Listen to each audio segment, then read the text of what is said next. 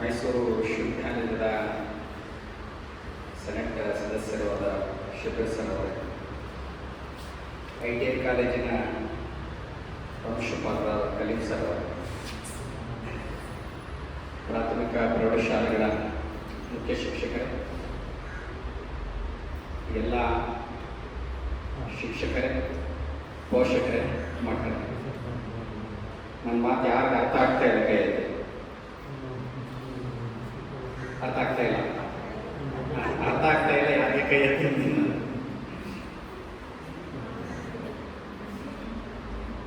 HM ಬಂದು ನನ್ನ ಹತ್ರ 10ನೇ ತರಗತಿ ಮಕ್ಕಳಿಗೆ ಮತ್ತೆ ಅವರ ಪೋಷಕರಿಗೆ ಮೋಟಿವೇಶನ್ ಸ್ಪೀಚ್ ಕೊಡಿ ಅಂತ ಕೇಳಿದ್ರು. ನಾನು ಮೋಟಿವೇಶನ್ ಸ್ಪೀಚ್ ನಾನು ಎಲ್ಲೂ ಕೊಡಲ್ಲ, ನನಗದು ಬರಲ್ಲ. ಸಾಮಾನ್ಯವಾಗಿ ನಾನು ಹೈಸ್ಕೂಲ್ಗಳಿಗೆ ಹೋದಾಗ 10ನೇ ತರಗತಿ ಮಕ್ಕಳ ಹತ್ರ ಹೋಗ್ತೀನಿ. ಅರ್ಥ ಆಗ್ತಾ ಇದೆಯಾ?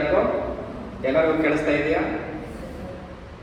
10ನೇ ತರಗತಿ ಮಕ್ಕಳ ಹತ್ರ ಹೋಗಿ ಅವ್ರ ಹತ್ರ ಒಂದು ಸ್ವಲ್ಪ ಹೊತ್ತು ಮಾತಾಡ್ತೀನಿ.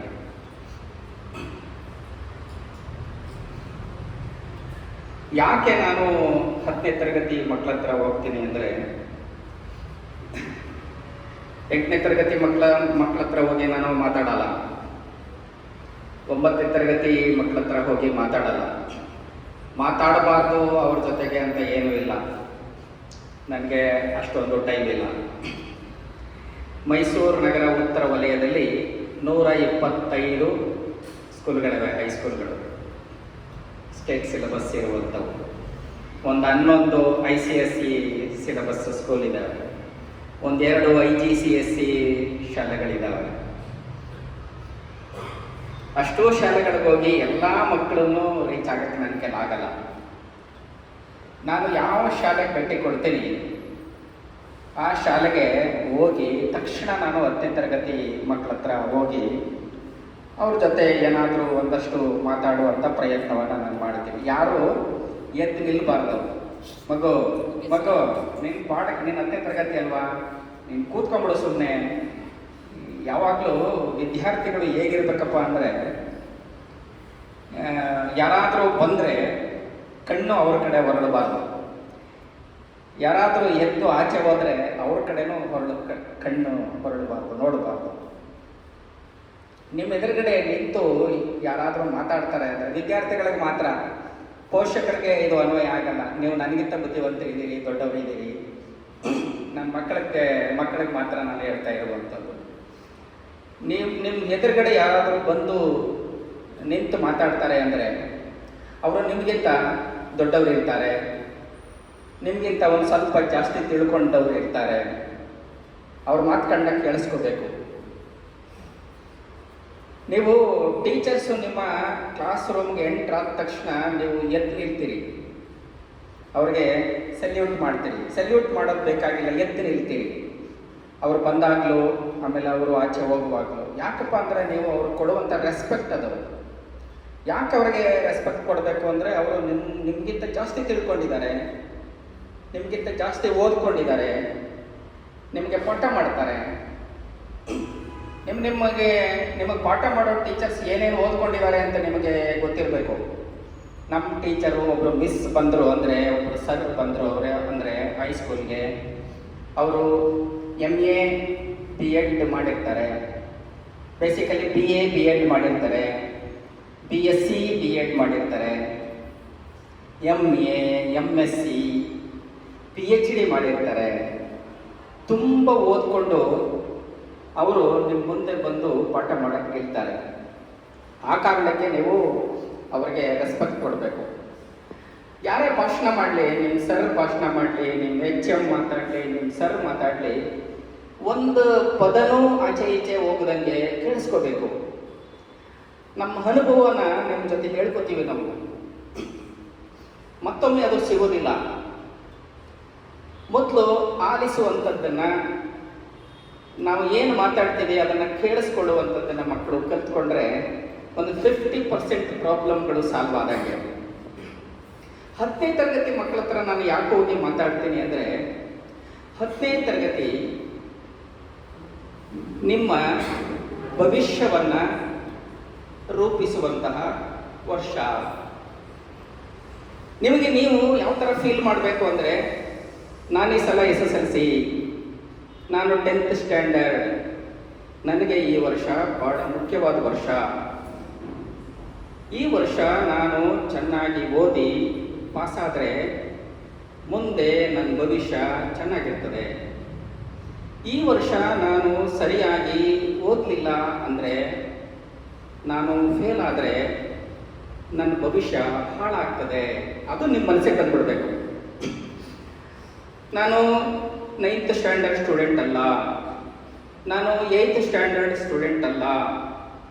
8th 9th ನಾನೇನಾದರೂ ತುಂಟಾಟ ಆಡಿದರೆ, ಚೇಷ್ಟೆ ಮಾಡಿದರೆ, ಹುಡುಗಾಟ ಮಾಡಿದರೆ, ಟೈಮ್ ವೇಸ್ಟ್ ಮಾಡಿದರೆ, ಈ ವರ್ಷ ನಾನು ಅದನ್ನು ಮಾಡಿಕೊಡ್ದು. ಯಾಕಂದರೆ ಈ ವರ್ಷ ನಾನು 10ನೇ ತರಗತಿ ಆಗಿರೋದ್ರಿಂದ ನಾನು ಪಾಸ್ ಆಗಲೇಬೇಕು. ನಾನು ಪಾಸ್ ಆಗಲಿಲ್ಲ ಅಂದರೆ ನನ್ನ ಭವಿಷ್ಯ ಹಾಳಾಗತ್ತೆ ಅನ್ನೋದು ನಿಮ್ಮ ತಲೆಗೆ ಬಂದ್ಬಿಡ್ಬೇಕು. ಆ ಕಾರಣಕ್ಕಾಗಿ ನಾನು ನಿಮ್ಮ ಹತ್ರ 10ನೇ ತರಗತಿ ಮಕ್ಕಳ ಹತ್ರ ಬರಬೇಕು. ಯಾಕಪ್ಪ ಅಂದರೆ ಒಂದೊಂದು ಸಲ ಸಂಕಟ ಆಗತ್ತೆ. ಯಾಕಂದರೆ 10ನೇ ತರಗತಿಗೆ ಬಂದರೂ ಒಂದು ಸೀರಿಯಸ್ನೆಸ್ ಇಲ್ಲದೇನೆ, ನಾನು ಓದ್ಕೋಬೇಕು, ನಾನು ಪಾಸ್ ಆಗಬೇಕು ಅನ್ನೋ ತಿಳುವಳಿಕೆ ಇಲ್ಲದೇನೆ 8, 9ನೇ ತರಗತಿನಲ್ಲಿ ಇದ್ದಾಗೆ 10ನೇ ತರಗತಿನಲ್ಲೂ ಕಾಲ ಕಳೆದ್ಬಿಟ್ಟು ಮಕ್ಕಳು ಫೇಲ್ ಆಗಿಬಿಟ್ರೆ ನಿಮ್ಮ ತಂದೆ ತಾಯಿಗಳು ಕಣ್ಣೀರಾಗ್ತಾರೆ.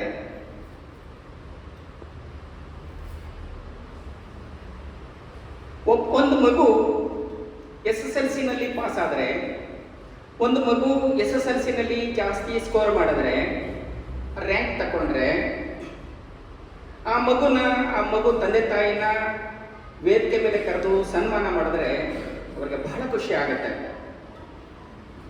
ಭಾರಿ ಸಂಭ್ರಮ ಪಡ್ತಾರೆ ಅವರು.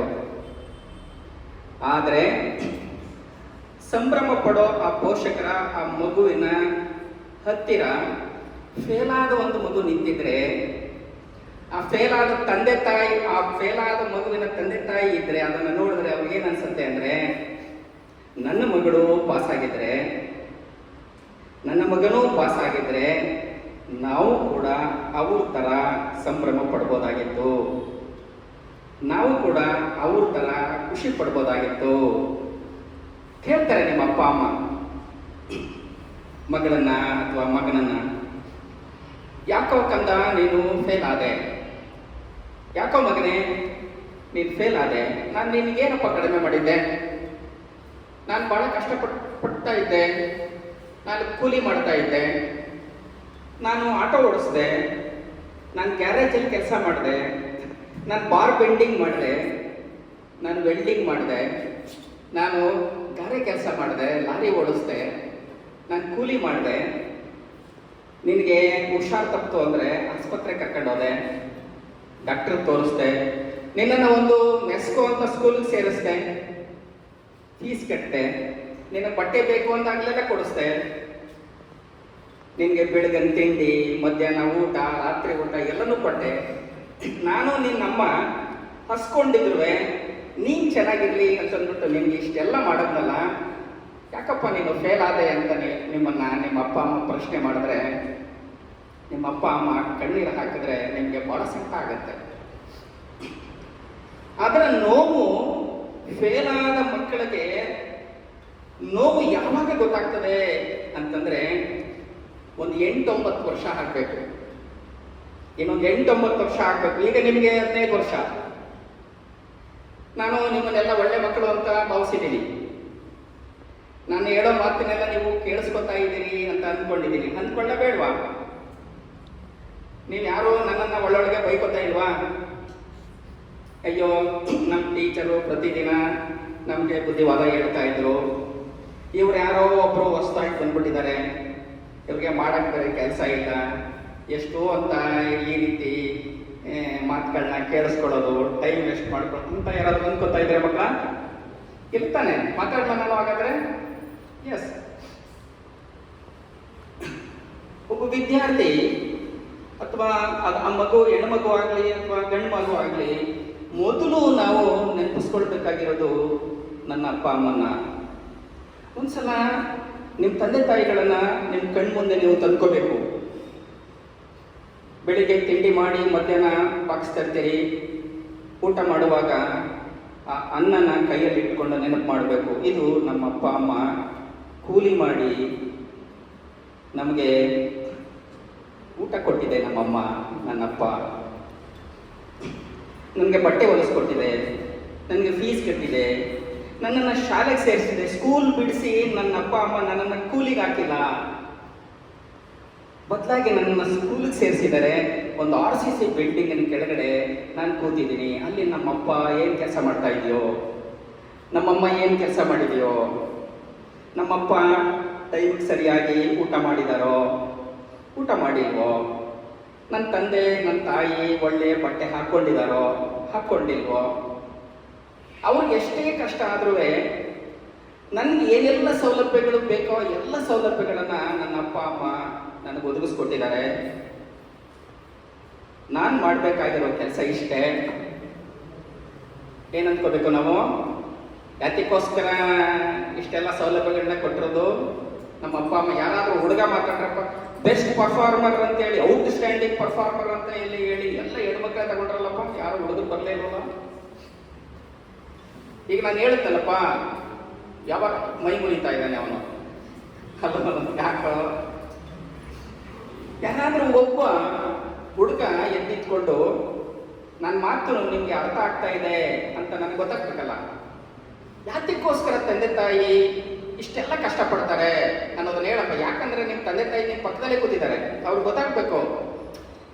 ನೀವು ಮಾತಾಡಿದ್ರೆ ನಿಮ್ಮ ತಂದೆ ತಾಯಿಗೆ ಖುಷಿ ಆಗುತ್ತೆ. ನನ್ನ ಮಗಳು ನನ್ನನ್ನು ಇಷ್ಟರ ಮಟ್ಟಿಗೆ ಅರ್ಥ ಮಾಡ್ಕೊಂಡಿದ್ದಾಳೆ, ನನ್ನ ಮಗ ನನ್ನನ್ನು ಇಷ್ಟರ ಮಟ್ಟಿಗೆ ಅರ್ಥ ಮಾಡ್ಕೊಂಡಿದ್ದಾನೆ ಅಂತ ಗೊತ್ತಾಗಬೇಕು.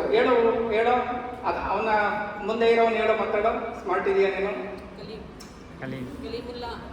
ನೆಕ್ಸ್ಟ್ ಎಸ್, ನೀನು ಹೇಳಪ್ಪ, ನಿಂತ್ಕೋ. ನಿನ್ ಮುಂದೆ ಗಡವನು. ಆಯ್ತು, ನೀನೇ ಹೇಳೋ. ಯಾತಕ್ಕೋಸ್ಕರ ನಿಮ್ಮ ತಂದೆ ತಾಯಿ ನಿನ್ಗೋಸ್ಕರ ಇಷ್ಟು ಕಷ್ಟಪಡ್ತಾ ಇದ್ದಾರೆ? ಯಾರೋ ಮಾತಾಡಬಾರ್ದು. ಯಾತಕ್ಕೋಸ್ಕರ ಕಷ್ಟಪಡ್ತಾ ಇದ್ದಾರೆ? ನೀನೇನು ಅರ್ಥ ಮಾಡ್ಕೊಂಡಿದ್ಯಾ ನಿಮ್ಮಪ್ಪ ಅಮ್ಮನ? ಹೇಳಕ್ಕಾಗ್ತಾ ಇಲ್ಲ.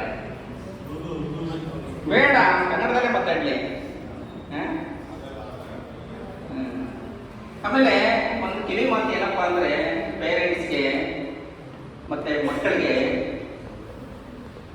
ಕನ್ನಡ ಮಾತಾಡೋದು ಕಲೀರಿ, ಕನ್ನಡನ ಅರ್ಥ ಮಾಡ್ಕೊಳ್ಳಿ. ನೀವು ಬದುಕಬೇಕಾಗಿರೋದು ಕರ್ನಾಟಕದಲ್ಲಿ.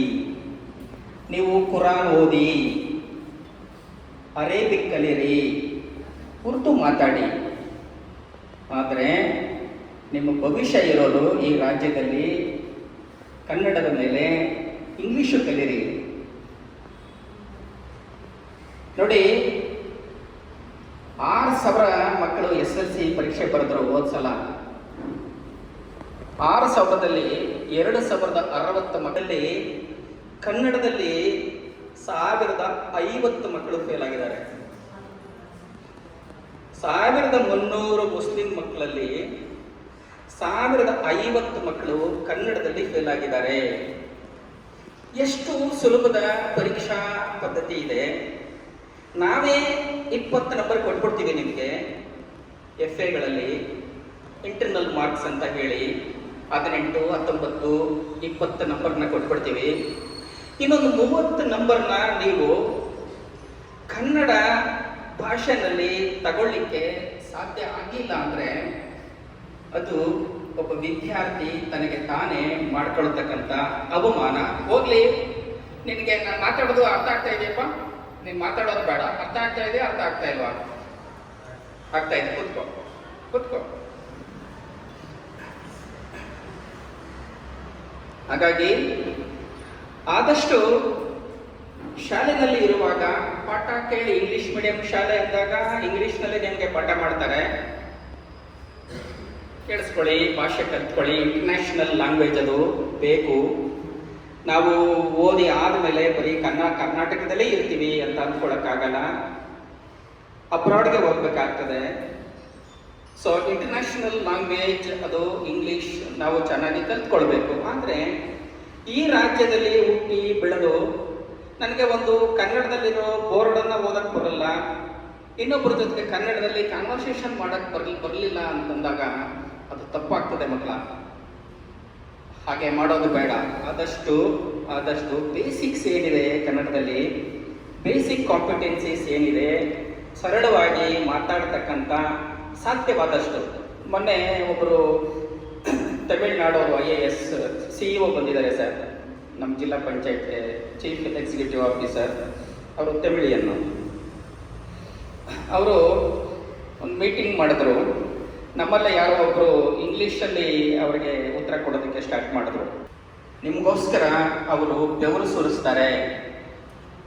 ನಿನ್ನ ಜೇಬಲ್ಲಿ ಇವತ್ತು 10 ರೂಪಾಯಿ ಇದೆ ಅಂದರೆ, ಅಥವಾ 50 ರೂಪಾಯಿ ಇದೆ ಅಂದರೆ ಅದು ನಿನ್ನದಲ್ಲ.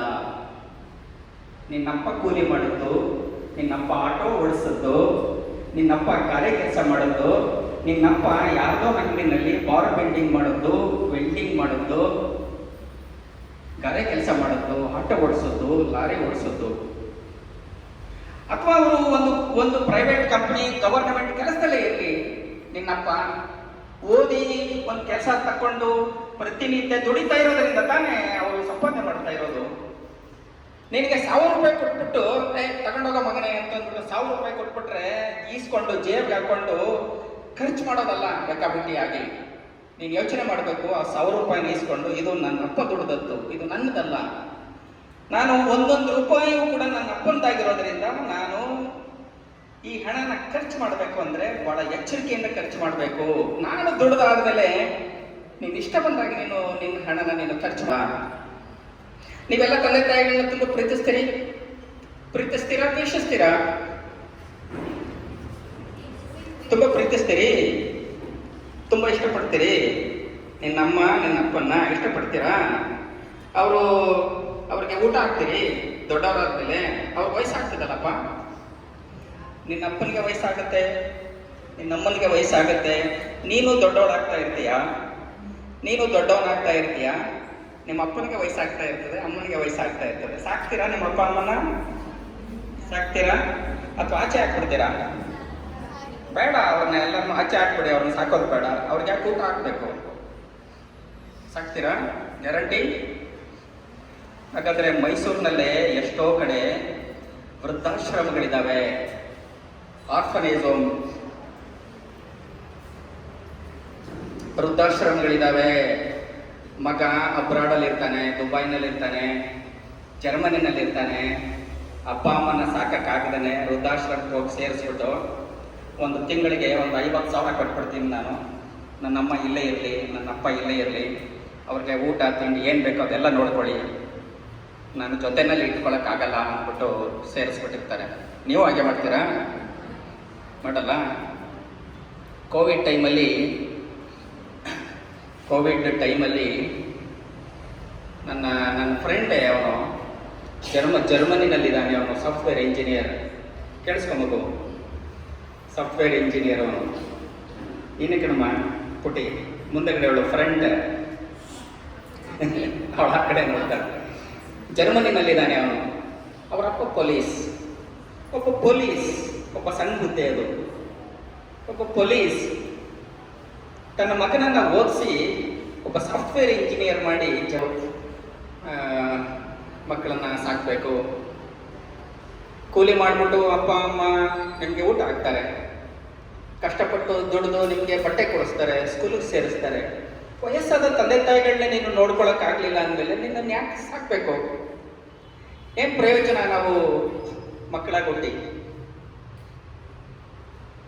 ಹೌದಲ್ಲ? ಸಾಕ್ತಿರಲ್ಲ ನೀವೆಲ್ಲ ಮಕ್ಕಳನ್ನ, ನಿಮ್ಮ ತಂದೆ ತಾಯಿನ ಹಾಗೆ ಮಾಡಲ್ಲ ಅಲ್ಲ ನೀವು? ಅವರು ಮಾಡಿದ್ರಲ್ಲ ಆ ಥರ ಮಾಡಲ್ಲ ಅಲ್ಲ? ಸಾಕಬೇಕು ಅಂದರೆ ಸಾಕೋದಕ್ಕೆ ನಾವು ಆ ಶಕ್ತಿನ ಪಡ್ಕೋಬೇಕು. ಶಕ್ತಿ ಅಂದರೆ ಏನು? ಹಣ ಸಂಪಾದನೆ ಮಾಡಬೇಕು, ದುಡಿಬೇಕು ಒಳ್ಳೆ ರೀತಿಯಿಂದ. ಹೇಗೆ ದುಡಿಯೋದು ಅಂದರೆ, ಕೂತ್ಕೊಂಡು ಕೈ ಮುಗಿದ್ಬಿಟ್ಟು ನನಗೆ ದುಡ್ಡು ಕೊಡು ಅಂದರೆ ಅದು ಬಂದು ದುಡ್ಡು ನಮ್ಮ ಕೈಗೆ ಬರ್ತದ? ದುಡ್ಡು ಹೌದಲ್ಲ? ಹಣ ಮಾಡಿಕೊಂಡಿದ್ದಾರೆ, ಮಾಸ್ಟರ್ ಡಿಗ್ರಿಗಳನ್ನು ಮಾಡಿದ್ದಾರೆ. ನಿಮ್ಮ ಮುಂದೆ ಪಾಠ ಮಾಡುವಂಥ ಟೀಚರ್ಸ್ ಎಲ್ಲ ಆಗಲೇ ಹೇಳಿದೆ, MA, MSc, MCom ಈ ಥರದ ಕೋರ್ಸ್ಗಳನ್ನು ಮಾಡಿದ್ದಾರೆ. ನಾವು SSLC ಆದಮೇಲೆ ಏನೇನು ಓದ್ಬೋದು ಅನ್ನೋದನ್ನು ನೀವು ತಿಳ್ಕೋಬೇಕು. PUC, after SSLC PUC ಸೇರ್ತೀರಿ.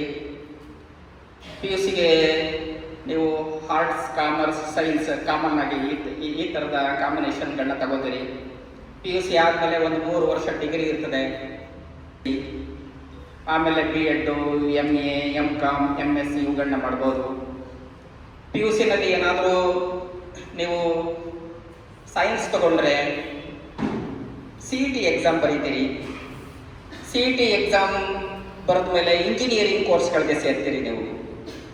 ಏನು civil, mechanical, software engineer, computer science, information science, ಈ ಆರ್ಟಿಫಿಷಿಯಲ್ ಇಂಟೆಲಿಜೆನ್ಸ್ ಕೂಡ ಬಂದಿದೆ ಈಗ. ಈ ಥರದ ಕೋರ್ಸ್ಗಳನ್ನೆಲ್ಲ ತಗೊಳ್ತೀರಿ. ತಗೊಂಡು ದೊಡ್ಡ ಆಗಲಿ, ನಿನ್ನ ಹತ್ರ 10 ರೂಪಾಯಿ ಇದ್ರೆ ಅದು ನಿಂದಲ್ಲ, ನಿಮ್ಮ ಅಪ್ಪಂದು ಅಂತ ಹೇಳಿದ್ರೆ ಏನೇ ಸಂಪಾದನೆ ಮಾಡಿದಾಗ ನಿನ್ನ ಕೈಯಲ್ಲಿ 36 ಲಕ್ಷ ಇರ್ತದೆ. ಈಗ ನನ್ನ ನಿಜಾಮಿಯ ಹೈಸ್ಕೂಲ್ನಲ್ಲಿ ಜ್ಞಾನಶಂಕರ್ ಅಂತ ಒಬ್ಬರು ಟೀಚರ್ ಇದ್ದಾರೆ. ಅವ್ರ ಮಗ IIT ಮಾಡಿಕೊಂಡು ಯಾವ ಒಂದು ಕಂಪನಿನಲ್ಲಿ ಇದ್ದಾರೆ. 36 lakhs rupees ತಗೊಳ್ತಾ ಇದ್ದಾರೆ. ಅವರ ಹೈಸ್ಕೂಲ್ ಟೀಚರ್. ನನ್ನ ಸ್ನೇಹಿತರು ನಾನು ಸಾಕ್ತೀನಿ ಕೊನೆವರೆಗೂ ಮಾಡ್ತಿರಲ್ಲ, ನೀನು ದುಡಿಬೇಡಪ್ಪ, ನಿನ್ನ ಆರೋಗ್ಯ ಹಾಳಾಗಿದೆ, ಅಮ್ಮ ನೀನು ಕೆಲಸ ಮಾಡಬೇಡ ಮನೆಯಲ್ಲಿ. ಅಮ್ಮ ಏನೇನು ಕೆಲಸ ಮಾಡುತ್ತೆ? ಅಮ್ಮನೂ ಒಂದು ರೀತಿ ಮನೆಯಲ್ಲಿ ಮಾಡೋದು ಕೂಲಿದೆ. ಏನು ಅಮ್ಮ ಮಾಡೋದು ಕೂಲಿ? ಎದ್ದ ತಕ್ಷಣ ಮನೆ ಕಸ ಗುಡಿಸಿ, ಮನೆ ಒರೆಸಿ, ನೀವು ಹಾಕೊಂಡು ಕಳೆದಾಗಿರೋ ಬಟ್ಟೆಗಳನ್ನೆಲ್ಲ ಹೋಗಲು ವಾಶ್ ಮಾಡಿ, ನೀವು ಊಟ ಮಾಡಿ ತಿಂಡಿ ಮಾಡಿದ ತಟ್ಟೆ ಎಲ್ಲ ತೊಳೆದು, ನೀವು ತಿಂದು ನೆಲಕ್ಕೆ ಬಿಸಾಕಿದರೆ ಅದನ್ನೆಲ್ಲ ಕ್ಲೀನ್ ಮಾಡಿ, ನಿಮ್ಮ ಬಟ್ಟೆ ಹೋಗೋದು, ನಿಮ್ಗೆ ಅಡುಗೆ ಮಾಡ್ತಿರ್ತಲ್ಲ ಅಮ್ಮ. ಇದೆಲ್ಲ ನಾವು ಮಕ್ಕಳಾಗಿ ಪ್ರತಿದಿನ ನಮ್ಮ ತಂದೆ ತಾಯಿಗಳನ್ನ ನಮ್ಮ ಕಣ್ಮುಂದೆ ತಂದುಕೊಳ್ಬೇಕು. ಆಗ್ಲೇ ನಮಗೆ ನಮ್ಮ ಮನಸ್ಸು ಬರೋದು, ಇಲ್ಲಪ್ಪ ನನ್ನ ಅಪ್ಪ ಅಮ್ಮನ ನಾನು ಸಾಕಬೇಕು.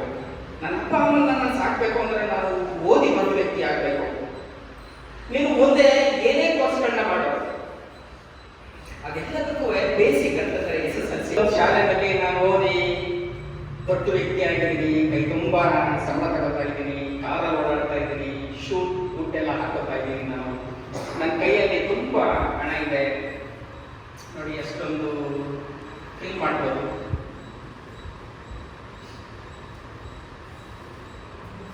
ಅದು ಸಾಧ್ಯ ಆಗಬೇಕು ಅಂತಂದರೆ ನಿಮಗೆ ಒಂದು ಅರ್ಥ ಆಗಬೇಕು. ಎಲ್ಲನೂ ನಾನು ಓದೋದಕ್ಕೆ ಸಾಧ್ಯ ಆಗಬೇಕು ಅಂದರೆ ನಾನು ಈ ವರ್ಷ SSLCಯಲ್ಲಿ ಪಾಸ್ ಆಗಬೇಕು. ನೀನು ಫೇಲ್ ಆದರೆ PUCಗೂ ಸೇರ್ಕೊಳ್ಳೋಕ್ಕಾಗಲ್ಲ, ನೀನು ಇಂಜಿನಿಯರಿಂಗ್ ಕೋರ್ಸ್ ಮಾಡೋಕ್ಕಾಗಲ್ಲ, ನೀನು ಮೆಡಿಕಲ್ನು ಮಾಡೋಕ್ಕಾಗಲ್ಲ. ಬೇಸಿಕ್ ಇದೊಂದು ಫೌಂಡೇಶನ್. ಇದರ ಮೇಲೆ ನೀನು ಎಷ್ಟೇ ಅಂತಸ್ತಿನ ಕಟ್ಟಡಗಳನ್ನು ಬೇಕಾದರೆ ಕಟ್ಬೋದು. ಆ ಎಲ್ಲ ಕಟ್ಟಡ ಭದ್ರವಾಗಿರಬೇಕು ಅಂದರೆ ಅಡಿಪಾಯ ಅಂತೀವಲ್ಲ, ಫೌಂಡೇಶನ್ ಅಂತೀವಲ್ಲ, ಅದು ಭದ್ರವಾಗಿರಬೇಕು. ಅಂದರೆ ನಿಮ್ಮ ಒಟ್ಟಾರೆ ಎಜುಕೇಷನ್ ಇದೆಯಲ್ಲ, ಆ ಎಲ್ಲದಕ್ಕೂ ಬೇಸಿಕ್ ಅಂದರೆ ಅಡಿಪಾಯ ಅಂದರೆ SSLC. ಈ ವರ್ಷ ನನಗೆ ಬಹಳ ಮುಖ್ಯವಾದ ವರ್ಷ. ಈ ವರ್ಷ ನಾನು ಟೈಮ್ ವೇಸ್ಟ್ ಮಾಡಬಾರ್ದು. ಈ ವರ್ಷ ನಾನು ಎಷ್ಟು ಸಾಧ್ಯವಷ್ಟು ಸ್ಕೋರ್ ಮಾಡಬೇಕು, ನಾನು ಪಾಸ್ ಆಗಲೇಬೇಕು. 15 ವರ್ಷ ವಯಸ್ಸು ನಮಗೀಗ. 1ರಿಂದ 10ನೇ ತರಗತಿವರೆಗೂ ಓದ್ಕೊಂಡು ಬಂದಿದ್ದೀವಿ. 1ರಿಂದ 10ನೇ ತರಗತಿವರೆಗೂ ನಮ್ಮ ಟೀಚರ್ಸ್ ನಮಗೆ ಪಾಠ ಮಾಡಿದ್ದಾರೆ. 1ರಿಂದ 10ನೇ ತರಗತಿವರೆಗೂ ನನ್ನ ತಂದೆ ತಾಯಿ ನನಗೆ ಬಟ್ಟೆ ಕೊಡಿಸಿದ್ದಾರೆ, ಊಟ ಕೊಡಿಸಿದ್ದಾರೆ. ಮೋಸ ಅಲ್ವಾ ನೀನು? ಅದು ನಿನಗೆ ಪಾಠ ಹೇಳ್ಕೊಟ್ಟಂತಹ ಶಿಕ್ಷಕರಿಗೆ ನೀನು ಮಾಡುವಂತಹ ಮೋಸ ಅಲ್ವಾ? ಕೊನೆಯ ಪಕ್ಷ ಪಾಸ್ ಆಗ್ತೇನೆ. 625ಕ್ಕೆ 625 ತೆಗಿ ನೀನು, ಅವು ಬೇಡ ಅನ್ನಲ್ಲ. 625 ಕೊಡೋದಕ್ಕೇನೆ 625 ಮಾರ್ಕ್ಸ್ ಇಟ್ಟಿರೋದು. ತಗೊಳ್ಬೇಕಾದವ್ರು ಯಾರು? ನೀನು. ನಮ್ಗೇನು ಹೊಟ್ಟೆ ಕಿಚ್ಚ ಅವನೊಬ್ಬನ್ನು ಹಿಡ್ಕೊಂಡು ಕೊಡಕ್ಕೆ? ಪ್ರಶ್ನೆಗೆ ತಕ್ಕ ಉತ್ತರ ನೀನು ಬರೆದದ್ದೇ ಆದ್ರೆ 625ಕ್ಕೆ 625 ಸ್ಕೋರ್ ಮಾಡಿ ಕೃಷ್ಣಾಶ್ರಮದಲ್ಲಿ ಒಂದು ಮಗು ಈ ವರ್ಷ 625 ತಗೊಂಡಿದೆ. ಭಾರತೀಯ ವಿದ್ಯಾಭವನದಲ್ಲಿ ಒಂದು ಮಗು 625ಕ್ಕೆ 625 ತಗೊಂಡಿದೆ. ನಾವು ಟಾಪರ್ಸ್ಗೆ ಒಂದು ವರ್ಕ್ಶಾಪ್ ಮಾಡಿದ್ವಿ ಸರ್. SSLC ಟಾಪರ್ಸ್ಗೆ ಪ್ರತಿ ಶಾಲೆಯಿಂದ ಒಂದೊಂದು ಮಗುನ ಕರೆಸ್ಕೊಂಡು 6 days ವರ್ಕ್ಶಾಪ್ ಅನ್ನ 2 ಕಡೆ ಮಾಡಿಸ್ದೆ, 2 ಫೇಸ್ ಅಲ್ಲಿ. ಅದರದ್ದು ಪರಿಣಾಮ ನನಗೆ ಕ್ವಾಲಿಟಿ ಬಂತು ರಿಸಲ್ಟ್ ನೋಡಿ. ಇಡೀ ರಾಜ್ಯದಲ್ಲಿ 625ಕ್ಕೆ 625 ತಗೊಂಡಿರುವಂತಹ ಮಕ್ಕಳು 24 ಮಕ್ಕಳು ಇಡೀ ರಾಜ್ಯದಲ್ಲಿ. 204 ಎಜುಕೇಶನ್ ಬ್ಲಾಕ್ಸ್ ಇದೆ ನಮ್ಮಲ್ಲಿ. 204ಕ್ಕೆ 204 ತಾಲೂಕುಗಳಿಗೆ 24 ಮಕ್ಕಳು 625 ತಗೊಂಡಿದ್ದಾರೆ. ಅದರಲ್ಲಿ ನನಗೆ 2 ಬಂದಿದೆ, ಮೈಸೂರು ಉತ್ತರಕ್ಕೆ 2 ಬಂದಿದೆ. ಆಮೇಲೆ 620ರಿಂದ 625 ಸ್ಕೋರ್ ಮಾಡಿರುವಂತಹ 11 ಮಕ್ಕಳಿದ್ದಾವೆ, 31 ಮಕ್ಕಳಿದ್ದಾವೆ. 620ರಿಂದ 625ವರೆಗೆ ಸ್ಕೋರ್ ಮಾಡಿರುವಂತಹ ಮಕ್ಕಳು 31 ಮಕ್ಕಳಿದ್ದಾವೆ. 600ರಿಂದ 620ರವರೆಗೆ 145 ಮಕ್ಕಳು ಸ್ಕೋರ್ ಮಾಡಿದ್ದಾರೆ. 100% ಪಡ್ಕೊಂಡಿರುವ ಶಾಲೆಗಳು ನಮ್ಮಲ್ಲಿ 5 ಮಾತ್ರ. ಇಡೀ ಜಿಲ್ಲೆಯಲ್ಲಿ ಒಂದು 27 ಇದ್ದಾವೆ. 9 ತಾಲೂಕಲ್ಲಿ 27 ಶಾಲೆಗಳು 100% ತಗೊಂಡಿದ್ದಾವೆ. ಅದರಲ್ಲಿ ನನಗೆ 5 ಬಂದಿದೆ. ಅದರಲ್ಲಿ ಒಂದು ಗವರ್ನಮೆಂಟ್ ಸ್ಕೂಲು, ಒಂದು ಏಡೆಡ್ ಸ್ಕೂಲು, ಇನ್ನು ಉಳಿದಂತೆ 3 ಪ್ರೈವೇಟ್ ಅನ್ಎಡೆಡ್ ಶಾಲೆಗಳು. ಯಾಕೆ ಸಾಧ್ಯ ಆಗಲ್ಲ 625 ತೆಗೆಯೋಕೆ? ಒಂದು ಮುಸ್ಲಿಂ ಮಗು ಹೋಲಿ ಫೇತ್ ಅಂತ ಒಂದು ಶಾಲೆನಲ್ಲಿ 623 ಸ್ಕೋರ್ ಮಾಡಿದ್ದಾಳೆ ಅವರು. ತಕ್ಷಣ ರಿಸಲ್ಟ್ ಗೊತ್ತಾದ ತಕ್ಷಣ ನಾನೇ ಹೋಗಿ ಸ್ಕೂಲ್ಗೆ ಹೋಗಿ ಅವ್ರ ಪೇರೆಂಟ್ಸ್ ಕರೆದು ಮಗುನ ಸನ್ಮಾನ ಮಾಡಿ ಬಂದೆ ನಾನು. ಎಷ್ಟೊಂದು ಖುಷಿ ಆಗ್ತದೆ ತಾಯಿಗಳಿಗೆ, ಎಷ್ಟೊಂದು ಖುಷಿ ಅಲ್ವಾ? ಹಾಗಾಗಿ ಮಕ್ಕಳೇ ಅರ್ಥ ಮಾಡ್ಕೋಬೇಕು, ಬಹಳ ಮುಖ್ಯವಾದಂಥ ವರ್ಷ. ಈ ವರ್ಷ ಪಾಸ್ ಆದ್ರೆ ಮಾತ್ರ ನಿಮಗೆ ಮುಂದೆ ಭವಿಷ್ಯ ಇರೋದು. ಏನೆಲ್ಲ ಓದಲಿಕ್ಕೆ ಸಾಧ್ಯ ಆಗೋದು ಅದೆಲ್ಲ ಓದಲಿಕ್ಕೆ ಸಾಧ್ಯ ಆಗೋದು SSLC ಪಾಸ್ ಆದ್ರೆ ಮಾತ್ರ. ನೀವು ಏನ್ ಬೇಕಾದ್ರೂ ಸಾಧಿಸ್ಬೋದು. IAS ಮಾಡ್ಬೋದು, IPS ಮಾಡ್ಬೋದು, IFS ಮಾಡ್ಬೋದು.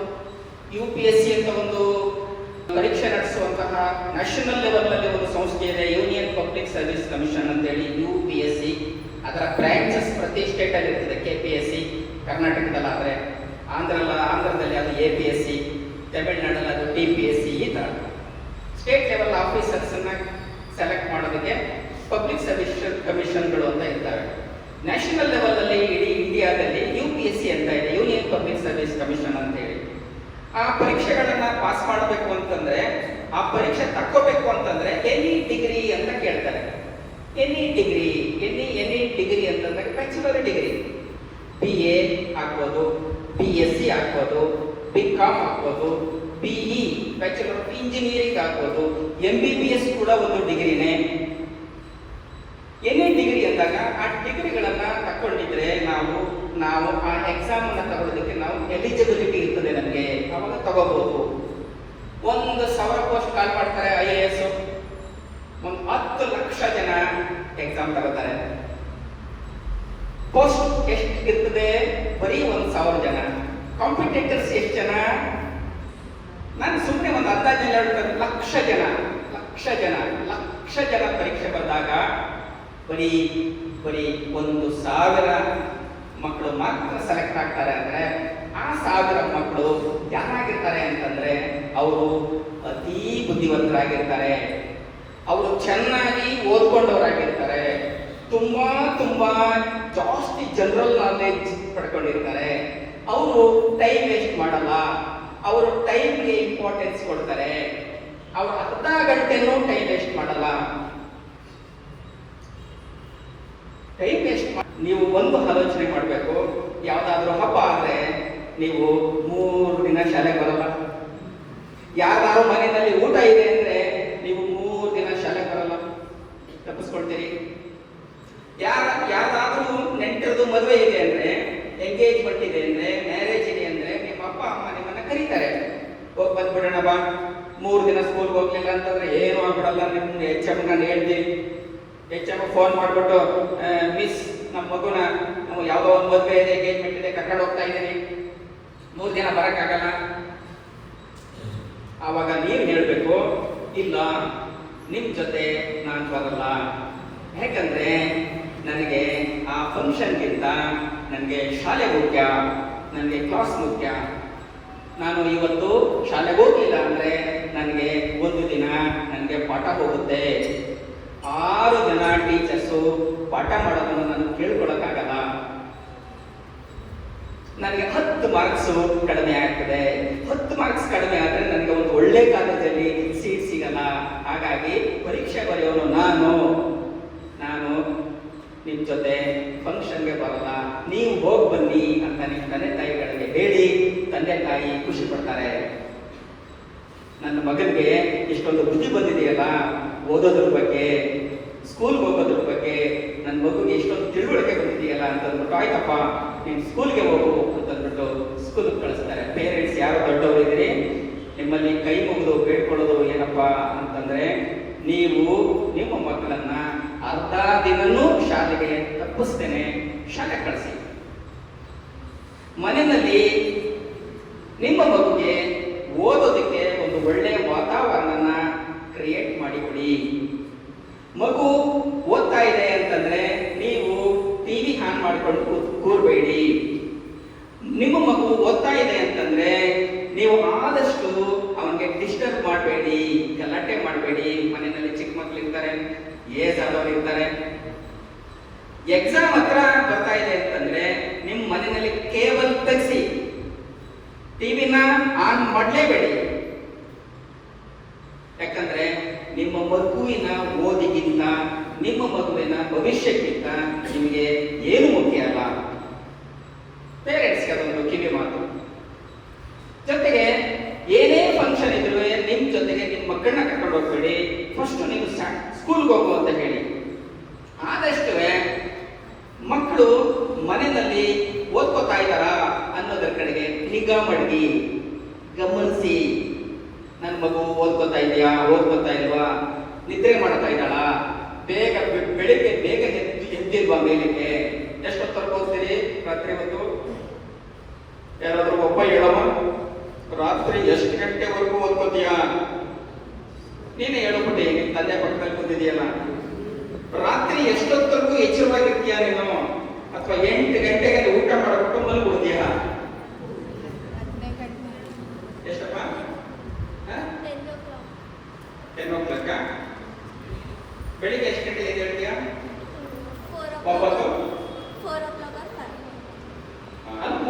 1ಕ್ಕೆ ಶಿಕಾನ್ ಆಗ್ಬೇಕು. ನನಗೆ 10 ಗಂಟೆಗೆ ಮಲಗಬೇಡ, ಅಲ್ಲಿ ಆಯ್ತು. 11 ಗಂಟೆವರೆಗೂ ಓದೋದನ್ನ ಅಭ್ಯಾಸ ಮಾಡ್ಬೇಡಿ. ಒಂದು ದಿನ ಎಚ್ಚರವಾಗಿರಿ, ಕಷ್ಟಪಟ್ಟು 11 ಗಂಟೆವರೆಗೆ ನಿದ್ರೆ ತೂಕ ಅವತ್ತು ಅರ್ಥ ಆಗೋದೇ ಬೇಡ. 2ನೇ ದಿನ 11 ಗಂಟೆವರೆಗೆ ಎಚ್ಚರವಾಗಿರಿ. 3ನೇ ದಿನ ಎಚ್ಚರವಾಗಿರಿ. 4ನೇ ದಿನ ನೀನು ಮಲ್ಕೋತೀನಿ ಅಂದ್ರೂ ನಿದ್ರೆ ಬರಲ್ಲ ನಿನಗೆ. ಅಭ್ಯಾಸ ಮಾಡ್ಕೊಂಡಂಗೆ ನಾವು ಬೆಳಗಿನ ಜಾವ 5 ಗಂಟೆಗೆ ಎದ್ದೇಳಿ. 4 ಗಂಟೆ ಅರ್ಲಿ ಆಗುತ್ತೆ ಬೇಡ, 5 ಗಂಟೆಗೆ ಎದ್ದೇಳು. ಎದ್ದೇಳಕ್ಕಾಗಲ್ಲ, ಚಳಿ, ನಿದ್ರೆ, ವಿಪರೀತ ನಿದ್ರೆ, ಎದ್ದೇಳಕ್ಕಾಗಲ್ಲ. ಮೊದಲನೇ ದಿನ ಕಷ್ಟಪಟ್ಟು ಎದ್ದು ಕೂತ್ಕೋ, 2ನೇ ದಿನ ಕಷ್ಟಪಟ್ಟು ಎದ್ದು ಕೂತ್ಕೋ. 4ನೇ ದಿನಕ್ಕೆ ನೀನು ಮಲ್ಕೋತೀನಿ ಅಂದ್ರೆ ನಿನ್ಗೆ ನಿದ್ರೆ ಬರಲ್ಲ. ನಾವು ಅದನ್ನ ಅಭ್ಯಾಸ ಮಾಡ್ಕೊಂಡಂಗೆ 11 ಗಂಟೆ ರಾತ್ರಿವರೆಗೂ ಎಚ್ಚರವಾಗಿ ಇಟ್ಕೊಂಡು ಓದ್ಬೇಕು. ಬೆಳಗಿನ ಜಾವ 5 ಗಂಟೆಗೆ ಹೇಳಬೇಕು. ಬೆಳಗಿನ ಜಾವ 5 ಗಂಟೆಗೆ ಹೇಳಬೇಕು. ಕೂತ್ಕೊಂಡು ಅರ್ಥ ಆಗೋ ಹಾಗೆ ಓದ್ಕೋಬೇಕು. ಒಂದು ಆರೋಗ್ಯವಂತ ಮನುಷ್ಯನಿಗೆ ಒಂದು 6 ಅವರ್ಸ್ ನಿದ್ರೆ ಮಾಡಿದ್ರೆ ಸಾಕು. ಮೆಡಿಕಲ್ ಸೈನ್ಸ್ ಪ್ರಕಾರ ಏನು 6 ಅವರ್ಸ್ ನಿದ್ರೆ ಮಾಡಿದ್ರೆ ನೋಡ್ತೇನೆ ನಾನು, ಬೇಕಾದಷ್ಟು 6 ಗಂಟೆ ನಿದ್ರೆ ಮಾಡಿ ಸಾಕು. 11 ಗಂಟೆ ರಾತ್ರಿವರೆಗೂ ಓದಿ ಬೆಳಗಿನ ಜಾವ 5 ಗಂಟೆಗೆ ಎದ್ದೇಳಿ. ಸಾಟರ್ಡೇಸ್ ಮತ್ತೆ ಸಂಡೇಸ್ ಯಾವುದೇ ಜನರಲ್ ಹಾಲಿಡೇಸ್ ಬಂದಾಗ ನೀವು ಆ ಎಲ್ಲ ದಿನಗಳನ್ನ ಸಮಯವನ್ನ ಓದೋದಕ್ಕೋಸ್ಕರವೇ ಬಳಸಬೇಕು. ರಜೆ ಬಂತು, ಯಾವಾದರೂ ಆಟ ಆಡೋಣ, ಸಾಮಾನ್ಯವಾಗಿ ಗಂಡು ಮಕ್ಕಳು ಕ್ರಿಕೆಟ್ ಆಡಕ್ಕೆ ಹೋಗೋಣ, ಗೋಲಿ ಆಡೋಣ, ಬುಗುರಿ ಅವೆಲ್ಲ ಗೊತ್ತಾ ನಿಮಗೆ? ಗೋಲಿ ಬುಗುರಿ ಎಲ್ಲ ಆಡ್ತಾರ ಮಕ್ಕಳು, ನಮ್ಮ ಮಕ್ಕಳು ಗೋಲಿ ಬುಗುರಿ ಎಲ್ಲ ಆಡ್ತಾರ. ಹಾಗೆ ಟೈಮನ್ನು ಯಾವ ಕಾರಣಕ್ಕೂ ವೇಸ್ಟ್ ಮಾಡಬಾರ್ದು. ನೋಡಿ, ನಾವೆಲ್ಲ ಕಷ್ಟಪಟ್ಟು ನಾವು ಸಂಪಾದನೆ ಮಾಡ್ತಾ ಇದ್ದೀವಿ. ನಾವು ತಿನ್ನೋ ಊಟನ ನಾವೇ ದುಡಿತಾ ಇದ್ದೀವಿ. 25 ವರ್ಷ ವಯಸ್ಸಾಗ್ಬಿಟ್ಟು ಮಗನಿಗೆ ಎತ್ತರಕ್ಕೆ ಬೆಳೆದಿರ್ತಾನೆ, ಗಡ್ಡ ಮೀಸೆ ಎಲ್ಲ ಬಂದಿರ್ತದೆ. ಅಷ್ಟು ವಯಸ್ಸಾಗಿ, ಅಷ್ಟು ದಪ್ಪ ಆಗಿ ವಯಸ್ಸಾಗಿ ಇನ್ನೂ ಅಪ್ಪ ದುಡಿದು ತಂದು ಹಾಕಿ ಅಪ್ಪನ ಊಟ ಮಾಡಿಕೊಂಡು ಬದುಕ್ತಾನೆ, ಅಪ್ಪ ಅಮ್ಮನ ದುಡಿಮೆನಲ್ಲಿ ಬದುಕ್ತಾನೆ ಅಂತಂದ್ರೆ ಅದು ಅವಮಾನ. ಅದು ತಂದೆ ತಾಯಿಯನ್ನ ನಾವು ಸಾಕುವಂತಹ ಕಾಲದಲ್ಲಿ ತಂದೆ ತಾಯಿ ನಮ್ಮನ್ನ ಸಾಕಬಾರ್ದು. ನೋಡಿ, ಈಗ ನಿಮಗೆ ನಾಳೆ ಇನ್ನೊಂದು ದಿನ ಮೈನಸ್ ಆಯ್ತು, ಬಂದೇ ಬಿಡುತ್ತೆ. ಮಾರ್ಚ್ 25, 2026 ಯಾವುದು ನಿಲ್ಲೋದಿಲ್ಲ. ಅಷ್ಟೂ ದಿನಗಳನ್ನ ನಾವು ಸರಿಯಾಗಿ ಉಪಯೋಗಿಸ್ಕೋಬೇಕು. ಕಾಲನ್ನು ಕಳೆದ್ಬಿಡ್ಬೋದು, ಆಟ ಆಡ್ಬೋದು, ಬುದ್ಧಿ ಹೇಳ್ತಾ ಇದ್ದಾರೆ, ತಿಳುವಳಿಕೆ ಹೇಳ್ತಾ ಇದ್ದಾರೆ ಅನ್ನೋದನ್ನ ನೀವು ಅರ್ಥ ಮಾಡ್ಕೋಬೇಕು. ನಿಮ್ಗೆ ಅರ್ಥ ಆಗತ್ತೆ, ಯಾಕಂದ್ರೆ ನೀವು ಯಾರು ಚಿಕ್ಕ ಮಕ್ಕಳಲ್ಲ, ನೀವು SSLC ಓದುವಂತಹ ಮಕ್ಕಳು. ನಿಮ್ಗೆ 15 ವರ್ಷ ವಯಸ್ಸಾಗಿದೆ. ಹೇಳುತ್ತೆಲ್ಲ ನಿಮಗೆ ಅರ್ಥ ಮಾಡಿಕೊಳ್ಳುವಂತಹ ಶಕ್ತಿ, ಜ್ಞಾನ ಎಲ್ಲವೂ ಕೂಡ ಇದೆ. ಹಾಗಾಗಿ ಈ ವರ್ಷ ನೀವು ಚೆನ್ನಾಗಿ ಓದಬೇಕು, ಎಲ್ಲರೂ ಪಾಸ್ ಆಗಬೇಕು. ಮೆಸ್ಕೋ ಸ್ಕೂಲ್ನಲ್ಲಿರುವಂತಹ ಅಷ್ಟೂ ಮಕ್ಕಳು SSLCನಲ್ಲಿ ಪಾಸ್ ಆಗಿ 100% ರಿಸಲ್ಟ್ ಕೊಟ್ಟರೆ 600+ ಸ್ಕೋರ್ ಮಾಡಿದವರೆಲ್ಲರಿಗೂ ಸರ್ ಸಮ್ಮುಖದಲ್ಲಿ ಕರೆದು ಶಾಲಾಗಿ ಸನ್ಮಾನ ಮಾಡ್ತೀವಿ. ನಾನು ಇಲಾಖೆಯಿಂದ ನಿಮ್ಮ HM ಕರೆದು ಒಂದು ಮೊಮೆಂಟೋ ಕೊಟ್ಟು, ಶೀಟ್ ಕೊಟ್ಟು, ಮೈಸೂರು ಪೇಟ ತೋರಿಸಿ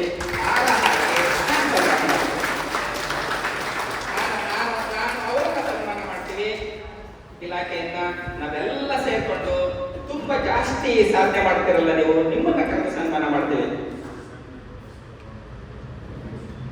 600+ ತಗೊಂಡವ್ರಿಗೆ ಸರ್ 5000 ರೂಪೀಸ್ ಬಹುಮಾನ